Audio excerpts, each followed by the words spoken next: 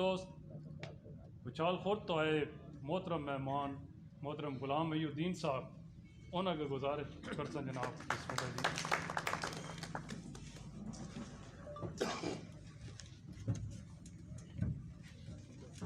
بسم اللہ الرحمن الرحیم نحمدہ ونصلی علی رسول الکریم واما بعد. آج جوگی صاحب کی باغ و بہار شخصیت سے ملنے کا موقع ملا، یہ بھی بڑی خوبصورت بات ہے. سب سے پہلے میں اپنے بھائی عبد الرحمن کو مبارکباد پیش کروں گا کہ انہوں نے ایک بہت بڑی کامیابی حاصل کی، اور پھر میں چکوال سے آئے ہوئے مہمانوں کا بھی انتہائی مشکور ہوں کہ انہوں نے اپنی دوست کو، اپنے بھائی کو اتنی عزت بخشی اور اتنی اکثریت سے اس کو جتوایا. ہمارے سید عمران سجاد صاحب اسٹیج پہ تشریف رکھتے ہیں، آپ سجادہ نشین ہیں گاہی دربار کے. آپ کی بڑی مہربانی، آپ تشریف لائے. اتنے سارے دوست تشریف رکھتے ہیں کہ میں کچھ کہنے سے قاصر ہوں. مجھے کچھ صحافت پہ یہ بات کروں گا عبد الرحمن صاحب سے کہ ملک صاحب جتنا آپ کا علمی حوالہ دیا گیا ہے وہی آپ کی شناخت ہونی چاہیے اور ہمیں اس پر فخر ہونا چاہیے. اور پھر اپنا ذکی صاحب بات کر رہے تھے کہ آپ جس شعبے سے منسلک ہیں پھر اسی سے وابستہ رہیں اور پھر اسی میں کام کریں. دیکھیں ایاز امیر صاحب جو ہے وہ انہوں نے کتنا بڑا نام پیدا کیا ہے. جو لوگ اپنے پیشے سے منسلک رہتے ہیں اور پھر اسی کے ساتھ کام کرتے رہتے ہیں تو پھر وہ ایک دن اپنے اعلیٰ مقام پر پہنچ جاتے ہیں. صحافیوں میں ایک بات، ہم جو باہر کے لوگ ہیں یا سیاسی ورکر ہیں، ہم بلیک میلنگ کا لفظ بھی استعمال کرتے ہیں کہ فلاں صحافی جو ہے وہ بڑا بلیک میلر ہے. تو ملک عبد الرحمن صاحب، ہم آپ کو علم دوست دیکھنا چاہتے ہیں، ہم آپ کی اور کوئی شناخت جو ہے وہ نہیں چاہتے. یہی ہمارے لیے فخر کی بات ہوگی. بات میرا بھائی کر رہے تھے، ملک صاحب نے جو بات کی ہے نا سیاستدانوں کی یا سیاسی ایم این ایز اور ایم پی ایز اور ہمارے جو نمائندگان ہیں، بے شک وہ بات ان کی ٹھیک ہے، لیکن جو میں نے دیکھا ہے میں وہ بیان کروں گا. میں نے ایک مرتبہ یہ دیکھا جی کہ ڈی سی صاحب جو ہے وہ ایک کھلی کچہری لگا رہے ہیں. تو میں بھی وہاں پہ گیا، پوری انتظامیہ ہوٹر بجاتی ہوئی جا رہی ہے اور اتنی خوبصورت جگہ پر وہ ان کا پروگرام ارینج ہوا اور وہاں پہ ڈی پی او بھی آ گیا، فلاں افسر بھی ہے، ایجوکیشن والا بھی ہے، ہیلتھ والا بھی ہے، وہ سارے جو ہے وہ اسٹیج پہ بیٹھے ہیں. اور ڈی پی او صاحب جو ہے وہ اپنا ڈی سی صاحب جو ہے وہ کمپلین لوگوں کی سن رہے ہیں، لکھ رہے ہیں. عمل درآمد تو پتہ نہیں کچھ ہوا یا نہیں، لیکن وہ ہوٹر بجاتے ہوئے جا رہے ہیں اتنے بڑے پروٹوکول کے ساتھ. پھر میں نے سیاستدانوں کو دیکھا کہ وہ کیا کر رہے ہیں.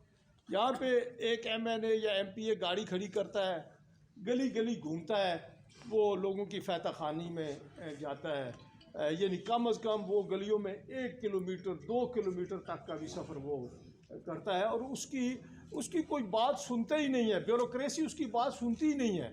آپ اپنا کوئی M N A M P A بتائیں، بڑا یعنی ایک پچھلا دور گزرا ہے اس میں کچھ لوگ سیاستدان طاقتور تھے، نہیں تو عام ایم پی اے کی بات جو ہے وہ بیوروکریسی کوئی سنتی ہی نہیں ہے.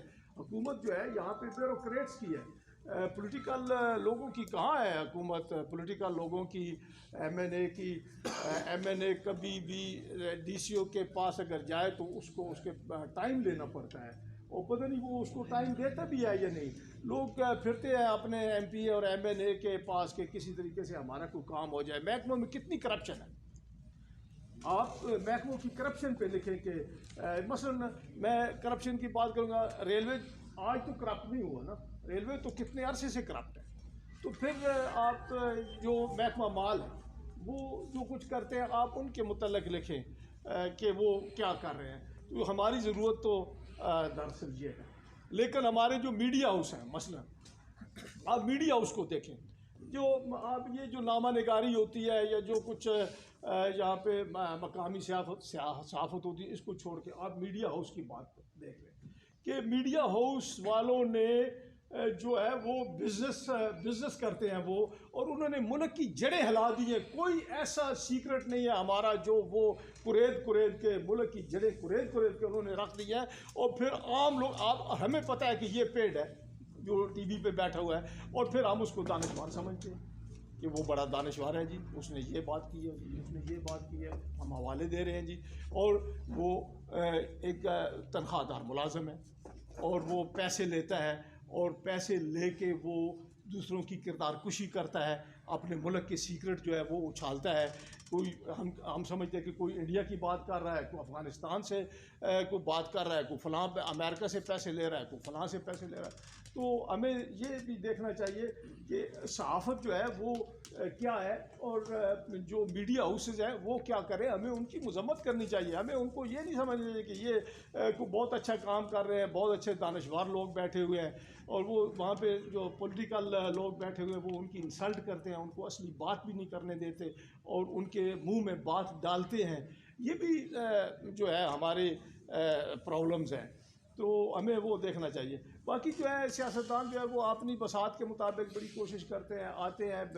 بہرحال یہ بات بھی اپنی جگہ پہ موجود ہے کہ وہ بعضوں کا ٹائم نہیں دیتے. ان کے حلقے بھی بہت بڑے ہیں، اور ووٹوں کے ٹائم پہ وہ آتے ہیں، اور اس کے بعد وہ بعد ملتے بھی نہیں ہیں، یا ان کے جو گھر ہیں یا ان کے جو سیکٹریز ہیں وہ بتاتے ہیں کہ جی صاحب گھر پہ نہیں ہیں. یہ بھی باتیں اپنی جگہ پہ موجود ہیں، اور ان کو اس بات کا لحاظ رکھنا چاہیے کہ لوگوں نے کس محبت سے ان کے لیے جلسے کیے، ان کے اوپر یعنی نوٹ پھینکے، ان کو گلے میں ہار پہنائے، اور پھر وہ ان لوگوں کے ساتھ اب کیا سلوک کر رہے ہیں. تو یہ میری گزارش ہوگی، اور میرے لیے یہ بڑی خوش قسمتی کی بات ہے کہ میں اتنے اچھے لوگوں سے جو ادب کے، اور یہ جو پرنسپل صاحب بیٹھے ہیں، ان سے مجھے آج ملنے کا، ان کو سننے کا اتفاق ہوا. آپ ادب کے لوگ ہیں، دانشور لوگ ہیں. میں آپ بھائیوں کا، ملک صاحب بہت اچھے لکھاری بھی ہیں، میں آپ بھائیوں کا انتہائی مشکور ہوں کہ مجھے آج آپ لوگوں نے ٹائم دیا، مجھے بلایا. وآخر دعوانا الحمدللہ.